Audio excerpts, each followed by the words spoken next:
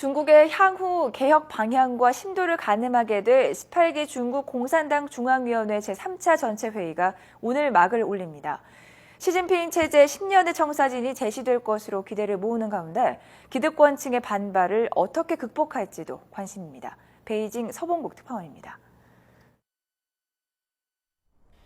개혁 방안 가운데 우선으로 꼽히는 것은 개혁 개방 심화를 위해 정부의 권한을 시장에 이양하는 부분입니다. 정부와 시장 관계를 재조정해 시장의 힘을 키운다는 논리입니다. 이와 관련해 중국 경제의 70% 이상을 차지하며 주요 분야에서 독점적 지위를 누리는 국유기업 개혁도 관심입니다. 또 만연한 부패와 빈부격차 등의 부조리를 없애기 위해 반부패기구 설립의 가능성도 점쳐집니다. 중국 인구의 60% 이상의 농민들의 토지 소유 문제, 더불어 2억 명이 넘는 농촌 출신 도시 노동자, 이른바 농민공들의 호적 문제도 개선돼야 할 부분입니다. 国家就说买种子了或种地了或旱了，国家能给补贴点，因为我们这是真的不太容易。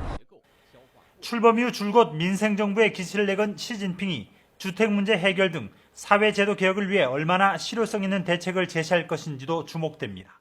希望在政治机构改革方面能有一些突破，在包括司法独立。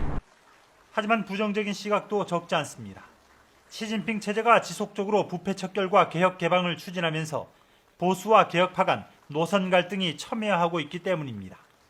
실제로 최근 1년간 정치 개혁이나 인권 문제 등은 별로 나아진 게 없는 만큼 3중 전회 이후 중국의 변화폭도 크지 않을 것이라는 시각도 만만치 않습니다.